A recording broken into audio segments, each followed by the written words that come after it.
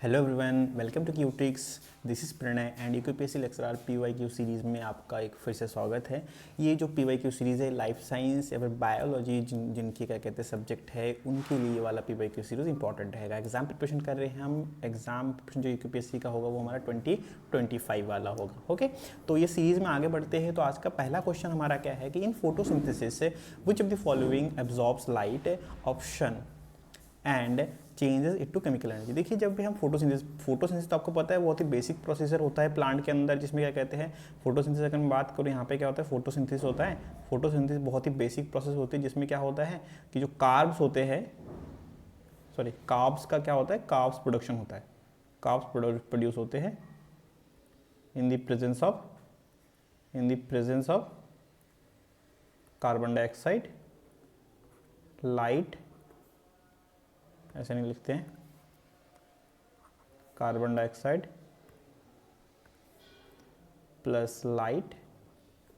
ठीक है, अब इस चीज के लिए क्या कहते हैं एक सिस्टम है, फिर क्या कहते हैं जो क्या कहते हैं प्लांट में क्या कहते हैं और प्लांट सेल में एक पर्टिकुलर सिस्टम है, उसको क्या बोलते हैं हम, क्लोरोप्लास्ट होता है। और क्लोरोप्लास्ट में क्या होता है, हमारा पिगमेंट्स होते हैं जो कि क्या करते हैं, हमारे लाइट को एब्जॉर्ब करते हैं। और ये लाइट एनर्जी बाद में क्या होती है, और ये पिगमेंट क्या करते हैं, लाइट एनर्जी को चेंज करते हैं किसमें, केमिकल एनर्जी में, केमिकल एनर्जी में कन्वर्ट करते हैं। अब इस लाइट एनर्जी को केमिकल एनर्जी में कन्वर्ट करने के प्रोसेस को क्या बोलते हैं हम, फोटोसिंथेसिस। इकलौता प्लांट या फिर ग्रीन प्लांट, जो प्लांट या फिर जो भी ऑर्गेनिज्म में फोटोसिंथेसिस करते हैं वही क्या कर सकते हैं, लाइट एनर्जी को क्या कर सकते हैं, केमिकल एनर्जी में कन्वर्ट कर सकते हैं। ठीक है, यहाँ पे सिंपल टर्म में आ गया। अब देखिए क्या कह रहे हैं कि which of the following absorbs light energy of sun and changes it to chemical energy. अब मैंने कहा कि क्लोरोफिल, क्लोरोप्लास्ट में पिगमेंट्स होते हैं, उन पिगमेंट्स को क्या बोलते हैं, ज़ैंथोफिल हो गया, क्लोरोफिल हो गया। ठीक है, फिकोजेंथिन वगैरह बहुत सारे होते हैं, फाइटोक्रोम, क्रिप्टोक्रोम, बहुत सारी चीजें होती है। लेकिन यहाँ पे हमारे ऑप्शन में क्या है, chlorophyll B, chlorophyll C, chlorophyll A, chlorophyll xanthophyll. ठीक है, देखिए जब भी हम बात करते हैं एक क्या कहते हैं क्लोरोप्लास्ट के बारे में, ठीक है, क्लोरोप्लास्ट में क्या होता है, जो मेन क्या कहते हैं उसका फंक्शनल पिगमेंट है, फिर क्या कहते हैं रिएक्शन सेंटर, जहां पे क्या होता है केमिकल एनर्जी एक्चुअली हमें प्रोड्यूस हो रही है उस प्रोसेस, उस जगह को क्या बोलते हैं हम, क्लोरोफिल ए। ठीक है, बाकी सारे जो क्लोरोफिल बी हो गया, क्लोरोफिल सी हो गया, ज़ैंथोफिल हो गया, ये सारे के सारे क्या करते हैं, एज अ लाइट रिसेप्टर तो काम करते हैं, बट इनको क्या बोलते हैं, एक्सेसरी पिगमेंट। तो chlorophyll B, CHL B, CHL C, और क्या कहेंगे हम इसको, ज़ैंथोफिल, इनको क्या बोलेंगे हम, इनको बोलेंगे हम एक्सेसरी पिगमेंट। मतलब काम तो ये पिगमेंट का ही करते हैं, लेकिन ये क्या है हमारे, ये हेल्प करते हैं, इन पे आके ये लाइट एब्जॉर्ब करते हैं और ये लाइट को पास ऑन करते हैं कहां पे, ये सारे के सारे लाइट को पास ऑन करते हैं क्लोरोफिल ए में। तो मेन पिगमेंट कौन सा हो गया हमारा, क्लोरोफिल ए। तो आंसर क्या होगा हमारा, chlorophyll A. Okay, next question पे आगे बढ़ते हैं। क्वेश्चन क्या है कि plant utilise nitrogen in the form of. अब देखिए इस क्वेश्चन में हमारे पास ऑप्शन क्या है, molecular nitrogen, atomic nitrogen, nitrite और नाइट्रेट। तो प्लांट नाइट्रोजन को किस फॉर्म में यूटिलाइज करेगा, जिस फॉर्म में प्लांट को इजी होगा, एब्जॉर्प्शन इजी होगा, उसका यूटिलाइजेशन इजी, जो चीज एब्जॉर्ब इजीली हो सकती है उसका यूटिलाइजेशन भी इजीली हो सकता है। तो प्लांट में क्या कहते हैं, सबसे पहले बात करते हैं अगर हम नाइट्रोजन के बारे में, तो वो लीव से तो लेते नहीं है।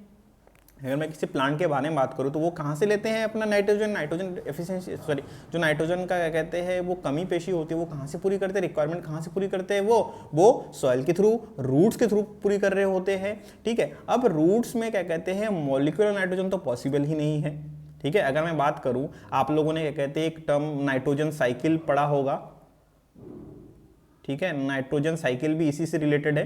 ठीक है, तो नाइट्रोजन साइकिल में जितने भी बेसिक चीजें आती उन सब में क्या कहते हैं उसका मेन रीजन क्या होता है नाइट्रोजन साइकिल का, कि नाइट्रोजन को इस तरीके से फिक्स करे सॉइल के अंदर ताकि प्लांट उसको इजीली एब्जॉर्ब कर सके, प्लांट क्या कर सके, उसको इजीली एब्जॉर्ब कर सके और फ्यूचर में, इन फ्यूचर क्या हो, वो ज्यादा अच्छे से यूटिलाइज हो। ओके, यहाँ पे समझ में आ गया होगा आपको। तो जब नाइट्रोजन साइकिल होती है तो नाइट्रोजन साइकिल में क्या होता है, मॉलिक्यूलर नाइट्रोजन एटॉमिक नाइट्रोजन में कन्वर्ट होके, एटॉमिक नाइट्रोजन नाइट्राइड में कन्वर्ट होके और वो नाइट्रेट में कन्वर्ट होता है। द फाइनल स्टेज क्या बनता है, वो नाइट्रेट। नाइट्रेट मतलब क्या बोल रहे हैं हम, NO3- के बारे में बात कर रहे हैं हम, ठीक है। तो जब हम क्या कहते हैं NO3- के बारे में बात कर रहे हैं तो इसको क्या बोला हमने, नाइट्रेट। और प्लांट क्या करता है, नाइट्रोजन को नाइट्रेट के फॉर्म में एब्जॉर्ब करता है। क्यों, क्योंकि ये क्या होता है, इजीली एज वेल एज रीडीली, मतलब आसानी से और तुरंत, दोनों चीजें, आसानी से भी होगा और बहुत ज्यादा कंपेयर टू अदर किसी फॉर्म, वो क्या होगा, रीडली क्या होगा, वो एब्जॉर्ब होता है। और जो चीज एब्जॉर्ब होती है उसका रीजन क्या होता है, क्योंकि इसका इजी ऑप्टिमाइजेशन होता है, ऑप्टिमाइजेशन होता है, ठीक है। तो प्लांट नाइट्रोजन को किस फॉर्म में क्या कहते हैं, एब्जॉर्ब करता है, नाइट्रेट के फॉर्म में, क्योंकि उसका इजीली और रीडली क्या कहते हैं, उसका यूटिलाइजेशन वहां पे फ्यूचर में हो जाता है। ओके, तो यहां पे समझ में आ गया आपको। नेक्स्ट क्वेश्चन पे आगे बढ़ते हैं। क्वेश्चन क्या है हमारा कि the transport form of sugar in plants. देखिए, अगर मैं बात करूं प्लांट के जाइलम सैप के बारे में, फिर फ्लोएम सैप के बारे में। जाइलम सैप क्या होता है, जो रूट से आया प्लांट में, फिर प्लांट में क्या बना, लीव्स में फोटोसिंथेसिस के ड्यूरेशन में कार्बोहाइड्रेट बनता है, और वो कार्बोहाइड्रेट जनरली क्या बनता है हमारा, ग्लूकोज बनता है, ठीक है। अब इस ग्लूकोज को चाहिए तो प्लांट के सेल को ग्लूकोज ही चाहिए, तो इन अदर टर्म अगर मैं किसी डायरेक्ट टर्म में बात करूं तो प्लांट को चाहिए क्या, चाहिए तो ग्लूकोज ही। लेकिन ये ग्लूकोज को ग्लूकोज के फॉर्म में अगर हम फ्लोएम सैप में भेजते हैं तो ग्लूकोज क्या होता है हमारा, एक एक्टिव होता है। एक्टिव मतलब क्या कहते हैं, रिएक्टिव फॉर्म में जाता है, अनस्टेबल फॉर्म होता है। तो क्या बोलेंगे हम इसको बोलेंगे हम केमिकली अनस्टेबल होता है, ठीक है। और क्या होता है, रिड्यूसिबल होता है, ठीक है। तो केमिकली अनस्टेबल होता है, रिड्यूसिबल होता है। दैट इज वाई प्लांट क्या करता है, ग्लूकोज को या फिर शुगर को ग्लूकोज के फॉर्म में अपने क्या कहते हैं पूरे के पूरे प्लांट बॉडी में ना ट्रांसफर करके फ्लोएम सैप के थ्रू वो किस फॉर्म में क्या कहते हैं इसको आगे बढ़ाता है, ये बढ़ाता है हमारे सुक्रोज के फॉर्म में। क्यों, क्योंकि सुक्रोज क्या होता है हमारा, सुक्रोज इकलौता हमारा ऐसा क्या कहते हैं शुगर होता है, वो क्या होता है हमारा, केमिकली स्टेबल होता है, केमिकली स्टेबल होता है। मतलब क्या होगा, ये रिएक्ट नहीं करेगा। जैसे होती है ना, आपने एक टर्म सुना होगा फ्री रेडिकल, ठीक है। तो फ्री रेडिकल को क्या कहते हैं, कुछ मिल गया कहीं से, कोई रिएक्टिव स्पीसीज मिल गई तो वो उससे रिएक्ट कर जाए, कुछ और चीज बना देगा। तो सिमिलरली अगर ग्लूकोज को भी आगे बढ़ाते हैं, ग्लूकोज के फॉर्म में कार्बोहाइड्रेट को आगे बढ़ाते हैं, तो क्या होता है, ये दूसरी से रिएक्शन करके रिड्यूस हो सकता है। ये कहते हैं हेक्सोज शुगर से पेंटोज शुगर बन सकता है, ठीक है। तो इस तरीके से क्या कहते हैं, ग्लूकोज को अवॉइड करता है प्लांट, क्योंकि ये रिएक्ट कर सकता है इन द प्लांट बॉडी। तो इसीलिए क्या करता है, सुक्रोज के फॉर्म में इसको भेजते हैं, जो कि क्या होता है हमारा, ग्लूकोज प्लस फ्रुक्टोज का पॉलीमर होता है। ग्लूकोज प्लस फ्रुक्टोज का क्या होता है, ये पॉलीमर होता है। ओके, तो प्लांट ट्रांसपोर्ट किस फॉर्म में करता है शुगर को, सुक्रोज के फॉर्म में करता है। आई गेस समझ में आ गया होगा। कोई डाउट कुछ आ रहा होगा दिमाग में, कुछ क्वेश्चन इससे रिलेटेड भी आ रहा होगा तो कमेंट सेक्शन में पूछ देना आपने है, ठीक है। आगे बढ़ते हैं नेक्स्ट क्वेश्चन पे, क्या कह रहे हैं, deficiency of which of the following element causes chlorosis. देखिए यहाँ पे कहीं पे ये बात नहीं करी गई है कि ये क्लोरोसिस किस में हो रही है, क्योंकि ये क्लोरोसिस एक ऐसी डिजीज है जो प्लांट में भी होती है प्लस ह्यूमन में भी होती है, ठीक है। प्लांट में क्या होता है, जो लीव्स होते हैं ना, लीव्स का येलोइश, लीव्स बिकम येलोइश, ठीक है, लीव्स बिकम येलोइश। आप गूगल में सर्च कर लेना क्लोरोसिस कैसा दिखता है, मतलब देख लोगे आप वहां पे कि एक्चुअल में कैसा दिखता है। क्लोरोसिस डिजीज क्या होती है कि वो ना येलो हो जाते हैं। लीव्स में क्या होता है कि उसका अगर पूरा एक ग्रीन लीव होता है जनरली, तो वो लीव क्या होता है उसमें येलो टिंट आ जाते हैं, येलो टिंट आने लगते हैं। तो उस केस को क्या बोलते हैं हम, इस केस को बोलते हैं क्लोरोसिस। वहीं पर अगर ह्यूमन में बात करें तो जनरली फीमेल में होता है, मेल में ग्रीन सिकनेस भी बोलते हैं इनको, ठीक है।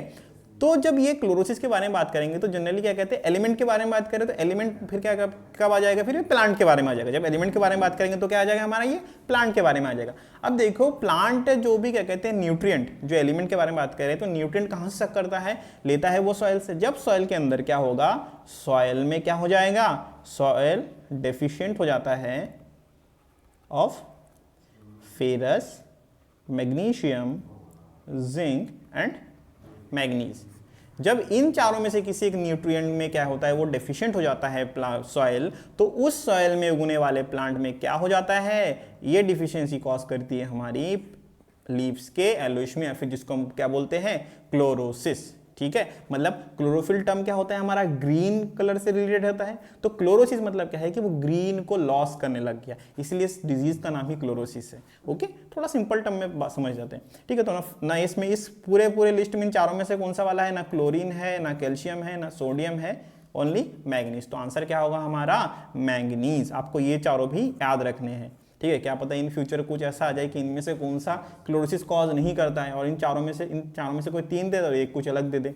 ठीक है, तो क्वेश्चन को इस तरीके से भी आपने याद करके रखना है। बाकी अगर डिटेल्ड क्लास वो तो थ्योरी में आपको वहां पर ज्यादा अच्छा समझा सकूंगा मैं। ठीक है, आगे बढ़ते हैं नेक्स्ट क्वेश्चन की तरफ। क्वेश्चन क्या है कि during photosynthesis the energy in excited electrons of various pigments be transferred to an energy collecting pigment. अब देखिए क्या कह रहे हैं कि जब यहाँ पे मैं बात करता हूँ एक चीज़ के बारे में, सपोजिटली ये हमारे पास थाइलाकॉइड मेम्ब्रेन है, ये हमारे पास फोटो सिस्टम बना रहा हूँ मैं। ठीक है, ये हमारे पास फोटो सिस्टम है। ठीक है, ये हमारे पास रिएक्शन सेंटर है। ठीक है, ये थाइलाकॉइड मेम्ब्रेन है, मैं हल्का हल्का बना दे रहा हूँ। ठीक है, अब क्या होगा, लाइट यहाँ पे आई, यहाँ पे पिगमेंट्स हैं। पिगमेंट बहुत सारे हो सकते हैं, chlorophyll B, chlorophyll C, chlorophyll A, xanthophyll, fucoxanthin. ठीक है, क्रिप्टोक्रोम्स, बतेरे हैं, मैं उस पर नहीं पढ़ रहा हूँ। अभी क्या पढ़ रहे हैं हम कि जब लाइट आती है यहाँ पे तो ये क्या होता है, हम इसको क्या बोलेंगे, फिर इनको बोलते हैं पीएस1 फोटो सिस्टम बोलते हैं। इनको क्या बोलते हैं, फोटो सिस्टम। जहां पे आके लाइट एब्जॉर्ब होती है, लाइट जहां पे आके क्या कहते हैं एब्जॉर्ब हो रहा होता है, उसको क्या बोलते हैं हम, फोटो सिस्टम, या फिर उसको क्या बोलेंगे हम, एब्जॉर्प्शन सेंटर। तो एब्जॉर्प्शन सेंटर का काम क्या होता है, एब्जॉर्प्शन ऑफ लाइट, या फिर क्या कहते हैं, लाइट को कलेक्ट करना। जब लाइट कलेक्ट हो जाती है तो लाइट कलेक्ट होने के बाद क्या होता है, यहाँ पे ये पिगमेंट के इलेक्ट्रॉन क्या होते हैं हमारे, अभी मान लेते हैं ये इसका एनर्जी स्टेट है। ठीक है, ये इसका एनर्जी स्टेट है, ये क्या होते हैं, एक्साइट होके एक एक्स्ट्रा एनर्जी स्टेट में पहुंच जाते हैं।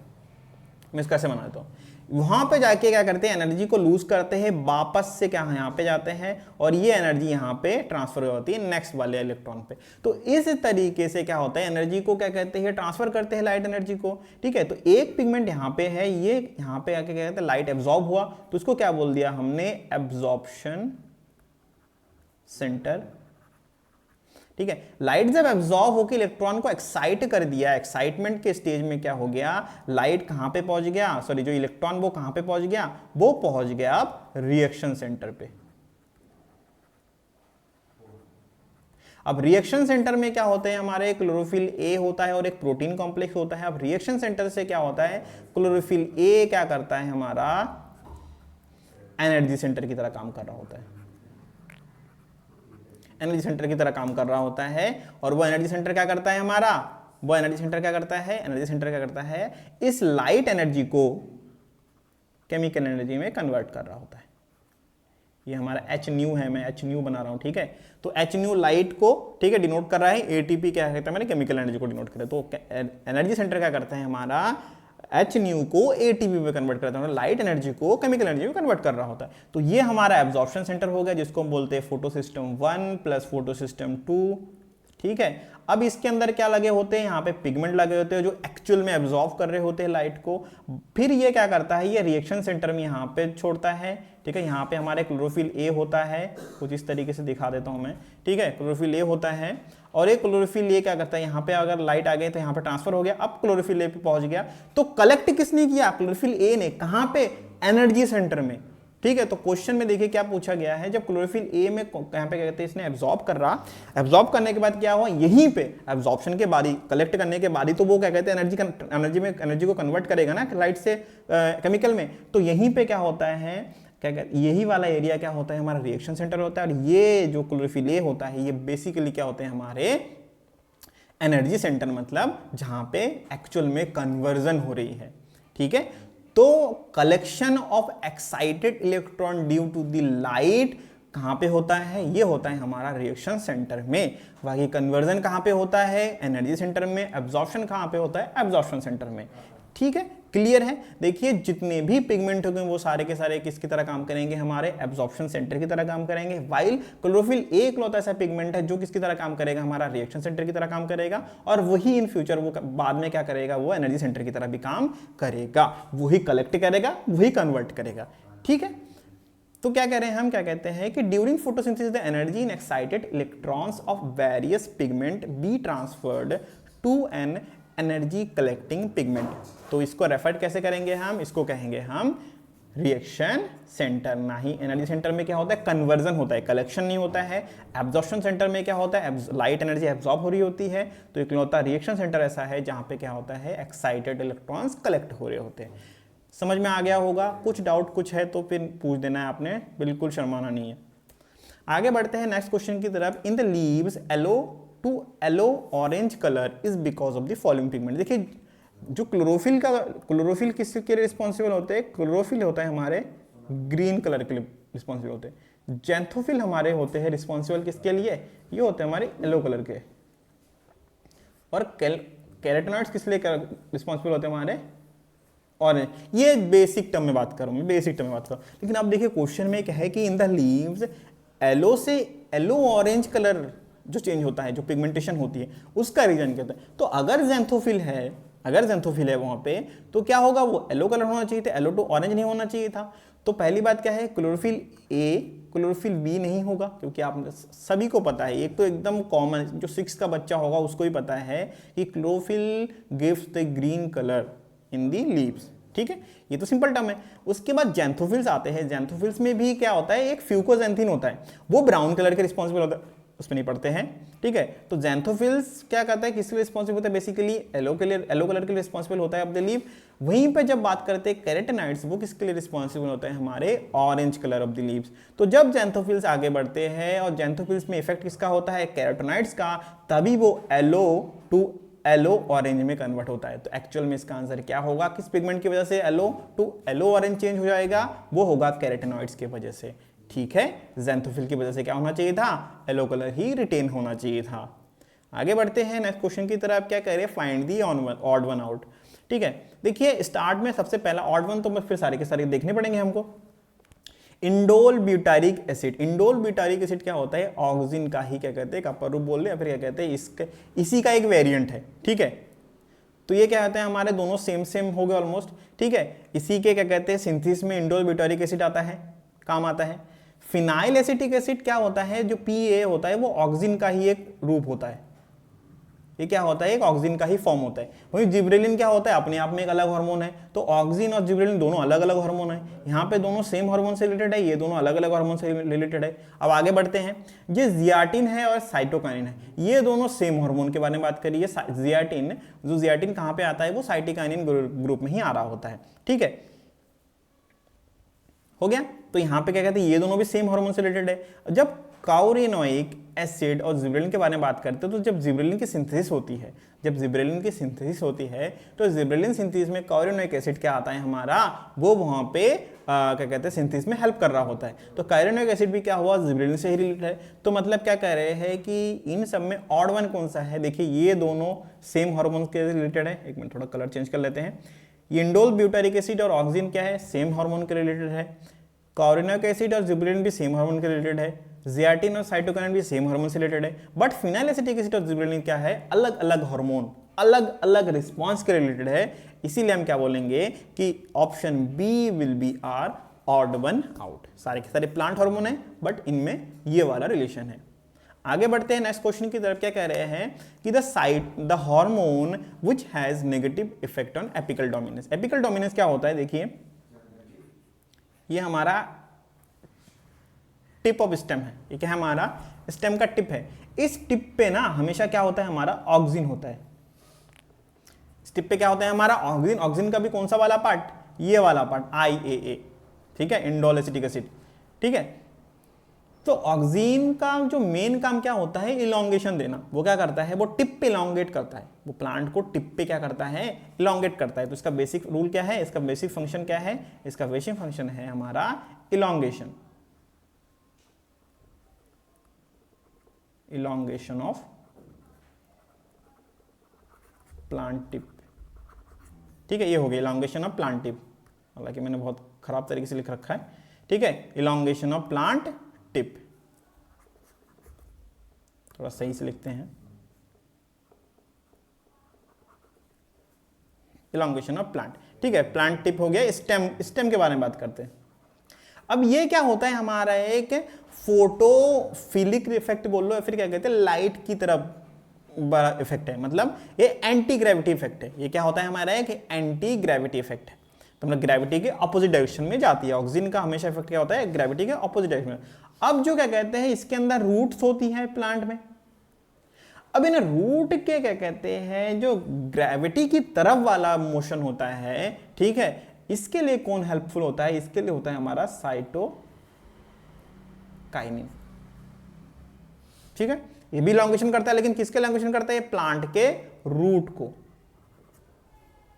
रूट को क्या करता है, ये इलोंगेट करता है। समझ में आ गया। जिब्रेलिन का बेसिक फंक्शन क्या होता है, देखिए जिब्रेलिन का बेसिक फंक्शन होता है हमारे पास, क्या कहते हैं, जो फ्लावरिंग होती है या फिर क्या कहते हैं, फ्लावर को खोलना बंद करना, फिर क्या कहते हैं, basic movement features, basic movement कौन कराता है, हमारा जिब्रेलिन करता है। ठीक है, कभी क्या कहते हैं, फ्रूट सीड्स को क्या कहते हैं, वहाँ पे जर्मिनेट कराना, फ्लावर को खोलना बंद करना, फ्लावर्स में सीड्स का जर्मिनेशन, फ्लावर्स में सीड का बनना, वो सारा का सारा चीज़ को रेगुलेट करता है हमारा जिब्रेलिन कर रहा होता है।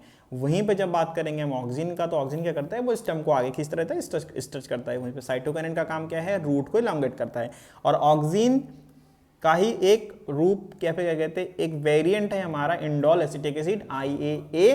ठीक है, तो वो भी क्या कहते हैं, सिमिलरली ऑक्सीजन है। बेस सबसे मेजर जो ऑक्सीजन होता है वही, सॉरी, जो सबसे मेजर ऑक्सीजन IAA होता है, वो क्या करता है, वो प्लांट के स्टेम को स्ट्रेच आउट करता है, इलांगेट कर रहा होता है। ठीक है, तो इन दोनों का काम क्या होता है, हमारा एपिकल डोमिनेंस का काम होता है। अब इन दोनों के ऑपोजिट कौन काम करता है, हमारा साइटोकाइनिन। तो हमने ढूंढना क्या है, the hormone which is negative effect on apical dominance. तो अगर पॉजिटिव इफेक्ट बोलता तो वो ऑक्सीजन बोलते हैं। फिर देखिए, अगर पॉजिटिव इफेक्ट बोलता तब भी करेक्ट ऑप्शन क्या होता है, ऑक्सीजन और IAA, दो ऑप्शन है, दोनों ऑप्शन में से भी IAA लिखते हैं हम क्या लिखते हैं, IAA, इंडोल एसिटिक एसिड। ठीक है, बट क्योंकि इसका ऑपोजिट ढूंढना है जो नेगेटिव इफेक्ट करे, तो वो कौन सा होगा, हमारा साइटोकाइनिन। समझ में आ गया। आगे बढ़ते हैं, नेक्स्ट क्वेश्चन सर।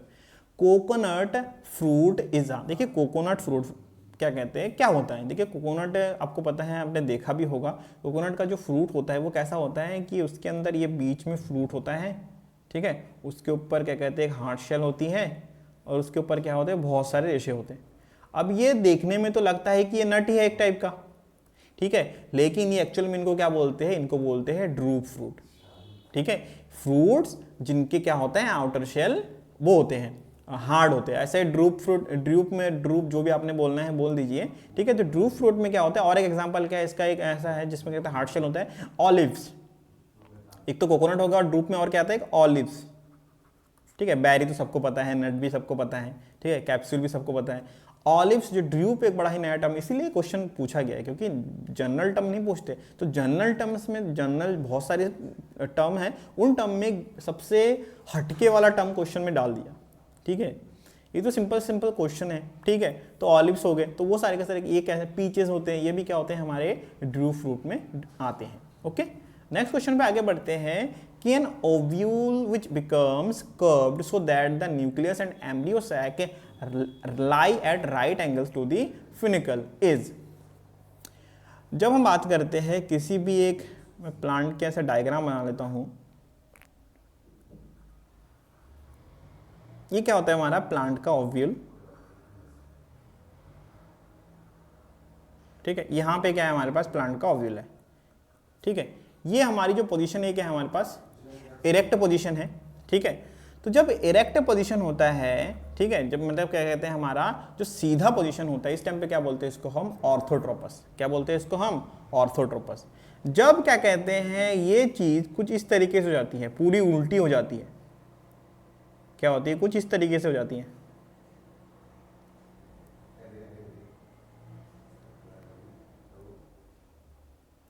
कुछ इस तरीके से उल्टी हो जाती हैं। अरे उल्टा कर दिया मैंने, ठीक है, ऐसा हो जाता है। और इसके बीच में क्या होता है हमारा, ये लग गया हमारा, तो इसको क्या बोलेंगे हम, इसको बोलते हैं हम एनाट्रोपस। तो जब 180 डिग्री का मोशन हो जाएगा तो इसको क्या बोलेंगे हम, एनाट्रोपस। जब सीधा निकलेगा मतलब स्ट्रेट लाइन पे निकलेगी तो इसको क्या बोलेंगे हम, इसको बोलेंगे ऑर्थोट्रोपस, ठीक है। जब ये चीज, जब क्या कहते हैं, ये जो स्ट्रक्चर है, ये स्ट्रक्चर कैसा हो, ये ओव्यूल वाला स्ट्रक्चर ऐसे आके पूरा 90 डिग्री मुड़ जाए, बाहर का स्ट्रक्चर नहीं, अंदर का स्ट्रक्चर, ये वाला स्ट्रक्चर जिसके अंदर ओव्यूल्स है, जिसके अंदर सेल्स है, न्यूक्लियस है, न्यूक्लियाई है, वो जब क्या कहते हैं मुड़ जाए 90 डिग्री, तो इसको क्या बोलेंगे हम, इनको बोलेंगे हम हेमियानाट्रोपस। तो क्या बोलेंगे हम, हेमियानाट्रोपस, ठीक है। जब क्या कहते हैं, ये जो क्या कहते हैं हमारा ओव्यूल होता है, ये ओव्यूल क्या कहते हैं, हल्का सा ना टेढ़ा हो जाता है, टिल्ट हो जाता है, मतलब कर्व हो जाता है, ठीक है। तो कुछ इस तरीके से दिखता है वो, ठीक है। डायग्राम थोड़ा सा मैं रफ टाइप का बना दे रहा हूँ, और इसके अंदर न्यूक्लियस होते हैं, यहाँ पे न्यूक्लियस, तो इस टाइप को बोलते हैं हम कैम्पाइलोट्रोपस। इसमें क्या होता है हमारा कर्व्ड। ये सारे के सारे ओव्यूल के बारे में बात करें, स्ट्रेट ओव्यूल 180 डिग्री में मोशन हो जाता है हमारा ओव्यूल का, तो हो जाता है हमारा क्या, एनाट्रोपस। ऑर्थोट्रोपस में क्या होता है, स्ट्रेट फिर इरेक्ट लाइन में बन जाती है, सीधी सिंपल वाली होती है। हेमी एनाट्रोपस में क्या होता है हमारा 90 डिग्री मुड़ जाता है, ठीक है। ये हमारा क्या कहते हैं, रूट है इसका, ठीक है। और कैम्पाइलोट्रोपस क्या है, जहां पे क्या होता है, ओव्यूल हमारा थोड़ा सा मुड़ जाता है, ओके। तो ये सारी की सारी पोजीशनिंग क्या होती है, क्यों होता है, कैसे होता है, कौन से हार्मोन रिलेटेड होते हैं, क्या इसमें इसका कोई बेसिक फंक्शन है, इसका यूजफुलनेस क्या है, ये सारी चीज़ें जानने के लिए आपने थ्योरी वाली क्लासेस वहाँ पे अटेंड करनी है, क्योंकि यहाँ पे क्वेश्चन को जितना शॉर्टली और जितना क्या कहते हैं फास्टली मैं इसको सॉल्व करना चाहता हूँ, ठीक है, ताकि टाइम ज़्यादा वेस्ट ना हो, ठीक है। तो इसी के साथ आज का जो क्या कहते हैं ये वाला वीडियो सीरीज यहाँ पे लेक्चर यहाँ पे कंप्लीट करते हैं। मिलते हैं नेक्स्ट लेक्चर में, तब तक ध्यान रखिएगा अपना, टाटा।